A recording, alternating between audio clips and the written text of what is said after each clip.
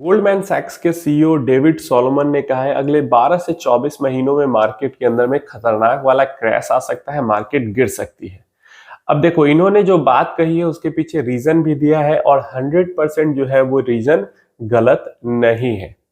जो रीजन इन्होंने दिया है वो सही दिया है, लेकिन जिस तरीके का क्रैश ये कह रहे हैं उस तरीके का क्रैश मुझे लगता है नहीं आएगा। क्यों, पूरा समझिए, क्या होगा, कैसे होगा और कहां होगा, सारी चीजें आपको समझ में आएगी। अभी देखिए, ये कह रहे हैं कि एआई जो है उसके अंदर अभी बहुत ज्यादा फंडिंग हो रही है। बहुत ज्यादा जो भी एआई के स्टार्टअप्स हैं उनको बहुत ज्यादा इन्वेस्टमेंट मिल रही है, फंडिंग मिल रही है, इस सोच के साथ कि अगले 2 से 3 सालों में जो है कैपिटल ऑन रिटर्न या फिर मैं कहूं रिटर्न ऑन इन्वेस्टमेंट बहुत ज्यादा आएगा, बहुत ज्यादा मिलेगा। लेकिन जब 2 से 3 साल बीतेंगे तो 100% ऑफ दी जो कंपनीज हैं वो तो बहुत तगड़ा नहीं काम कर पाएंगी। 10% कंपनीज होंगी जो कि बहुत तगड़ा काम कर पाएंगी, बहुत तगड़ा रेवेन्यू जनरेट कर पाएंगी। तो 90% जो कंपनीज है जहां पे फंडिंग दी गई है वो जब समय के साथ रिटर्न नहीं जनरेट कर पाएगी उतना, तो उनकी फंडिंग बंद हो जाएगी। और उनकी फंडिंग जब बंद होगी तो वो कंपनियां गिरने लगेगी, वो कंपनियां आगे काम नहीं कर पाएंगी क्योंकि रिटर्न जनरेट हो नहीं रहा, प्रॉफिट जनरेट हो नहीं रहा और पीछे से जो फंडिंग मिल रही थी काम करने के लिए वो भी अब बंद हो चुकी है। तो जो इन्वेस्टर है वो मान चुके हैं कि चलो ये कंपनी के अंदर मेरा लॉस हो गया, इसीलिए उन्होंने फंडिंग बंद किया, वो कंपनीज बंद हो जाएंगी।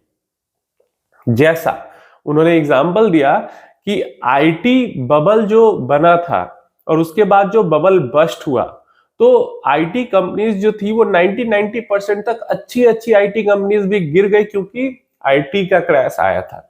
तो वैसे ही अभी एआई का बबल क्रिएट हो रहा है। जैसे उस टाइम पे जितनी आईटी कंपनीज थी उनको इजीली फंडिंग मिल जा रही थी, इन्वेस्टर्स आईटी कंपनीज का भर भर के शेयर खरीद रहे थे बिना कुछ देखे हुए, जहां टेक नाम जुड़ रहा था वहां पे भर भर के पैसा जा रहा था, फ्लो जा रहा था। तो ये होते होते बबल क्रिएट हो गया क्योंकि काफी सारी कंपनीज थी वो कुछ काम नहीं कर रही थी, कुछ रिटर्न नहीं जनरेट कर पा रही थी, बस आईटी के नाम पे, टेक्नोलॉजी के नाम पे उनके शेयर इन्वेस्टर खरीदे जा रहे थे, उनको पैसा मिले जा रहा था। ठीक है, और सेम केस वही अभी भी हो रहा है कि बहुत सारी कंपनीज है जो एक्चुअल एआई में कुछ रिटर्न जनरेट करने वाला काम नहीं कर पा रही, लेकिन एआई के नाम पे इन्वेस्टर्स उसके अंदर पैसा डाले जा रहे हैं। तो सेम वो सिचुएशन प्ले आउट हो सकती है, ऐसा डेविड सोलोमन का कहना है कि जैसे आईटी में .com क्रैश आया था वैसे ही एआई के अंदर भी एआई क्रैश अगले 12 से 24 महीने में आ सकता है, जब समझ में आने लगेगा इन्वेस्टर्स को कि कंपनीज ज्यादातर जो है वो पैसा नहीं बना पा रही है। क्या एआई कंपनीज पैसा बना पा रही है? नहीं बना पा रही है। और जब ऐसा समझ में आएगा तो फिर वो फंडिंग रोकेंगे, पैसा निकालेंगे और फिर क्रैश आएगा, ये उनका कहना है। अब क्या ये क्रैश जो है, अब हम अपनी थोड़ी सी एनालिसिस करते हैं, क्या ये क्रैश .com जैसा क्रैश हो सकता है जहां पे 90% तक टेक कंपनीज गिरी थी, अच्छी अच्छी कंपनीज, इन्फोसिस जैसी कंपनीज भी काफी गिरी थी। तो देखिए, मुझे लगता है कि वैसा क्रैश तो नहीं आएगा अभी। क्यों नहीं आएगा वैसा क्रैश अभी? क्योंकि अभी जो मार्केट है वो उस टाइम से ज्यादा मेच्योर हो चुकी है। यहाँ की भी मार्केट, बाहर की भी मार्केट, उस टाइम पे टेक्नोलॉजी कली इतना एडवांस नहीं था, सब कुछ मार्केट के अंदर पार्टिसिपेशन उतना सही नहीं था, समझदारी नहीं थी, पास्ट में देखा नहीं था कि .com में कैसा, मतलब कोई ऐसा क्रैश आ सकता है किसी सेक्टर को लेके तो क्या होगा। अब तो हमने आईटी का क्रैश देख चुका है, मतलब sectoral crash, financial crash, sectoral crash देख चुका है, तो हमें थोड़ा आइडिया हो चुका है कि एक सेक्टर में क्रैश होने के बाद क्या होता है। क्रैश होने के बाद होता ये है कि जो अच्छी कंपनीज उस क्रैश में बच जाती है, फिर जो समझदार इन्वेस्टर होते हैं उन अच्छी कंपनीज के अंदर भर भर के पैसा नहीं बना मतलब डालते हैं और फिर आने वाले उसके अगले क्रैश के बाद के 10 सालों में वो अच्छी कंपनीज काफी वेल्थ जनरेट करती है। तो जो क्रैश का सिनेरियो होता है, खासकर सेक्टर वाइज जो क्रैश होता है, वो एक तरीके से फिल्टर की तरह काम करता है जिसमें बुरी कंपनियां खत्म हो जाती है और अच्छी कंपनियां क्रैश के बाद के 10-15 सालों में काफी भयंकर वाला वेल्थ जनरेट करती है। तो ये जो चीजें हैं वो अब इन्वेस्टर्स को समझ आ चुका है और पास्ट एक्सपीरियंस भी है, तो इसलिए उस तरीके का क्रैश तो नहीं हो सकता है, लेकिन हाँ, जब एआई का अगर सच में एआई का बबल क्रिएट हो रहा है और बबल क्रैश होगा, फटेगा जब एआई का, तो काफी सारी कंपनियां यहाँ पे खत्म हो जाएंगी। एआई बबल अगर क्रैश होता है, फटता है, तो कहाँ पे सबसे बड़ा इम्पैक्ट होगा?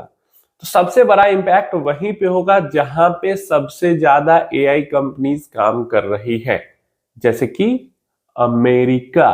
अमेरिका के साथ तो ये भी प्रॉब्लम है, जैसे इंडिया के साथ भी प्रॉब्लम है, अमेरिका के साथ भी प्रॉब्लम है कि ये दोनों मार्केट जो है वो बहुत ज्यादा एक्सपेंसिव है। लेकिन इंडिया के अंदर में उतनी आईटी कंपनी डायरेक्टली एआई का कुछ कर नहीं रही है, एआई प्रोडक्ट नहीं बना रही, लेकिन अमेरिका में तो एआई प्रोडक्ट ही बना रही है आईटी कंपनीज। और हमें तो बस गूगल या फिर मैं कहूँ फेसबुक, एप्पल, ये सब दिखते हैं ना, बाकी छोटी छोटी बहुत सारी कंपनीज हैं जो कि एआई पे काम कर रही है और फंडिंग उठा रही है।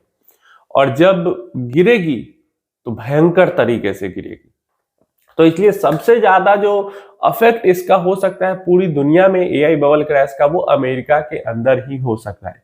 क्या अमेरिका के अंदर अगर एआई के कारण क्रैश आता है तो क्या दूसरे कंट्रीज इससे हिट नहीं होंगे? भाई दूसरे कंट्रीज का पता नहीं, इंडिया तो बहुत जबरदस्त हिट होगा।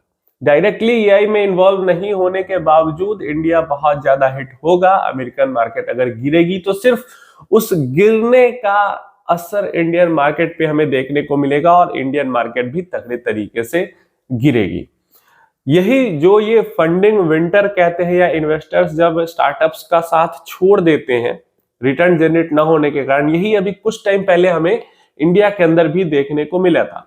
कुछ टाइम लाइक 2021 के टाइम पीरियड में, या मतलब कोरोना तक या कोरोना से थोड़े पहले तक बहुत ज्यादा स्टार्टअप्स के अंदर पैसे डाल रहे थे जो इन्वेस्टर्स हैं वो।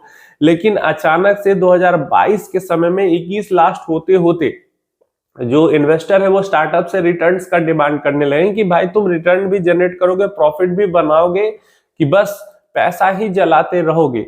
एंड देन वहां पे आ गया था इंडिया के अंदर फंडिंग विंटर। पैसे ही नहीं स्टार्टअप्स को मिल रहे थे, मतलब स्टार्टअप्स इंडिया के थे लेकिन पैसे सिर्फ इंडिया के इन्वेस्टर नहीं डाल रहे थे, जापान का भी इन्वेस्टर डाल रहा था, यूएसए का भी इन्वेस्टर डाल रहा था, लेकिन सबने पैसे डालने बंद कर दिए।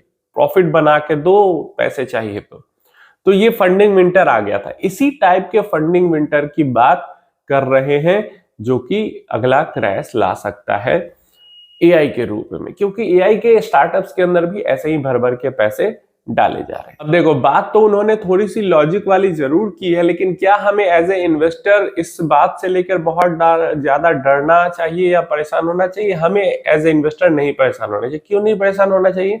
इसलिए परेशान नहीं होना चाहिए कि सेक्टोरल, अगर एआई के कारण क्रैश आता है तो एक सेक्टर के अंदर क्रैश आएगा या एक थीम मैं कहूं उसके अंदर क्रैश आएगा। हाँ, उसका राउंड इफेक्ट हर जगह पे पूरी दुनिया में और बाकी सेक्टर्स के अंदर भी देखने को मिलेगा, ओवरऑल मार्केट के अंदर देखने को मिला, लेकिन मेजरली क्रैश एक सेक्टर के अंदर आएगा।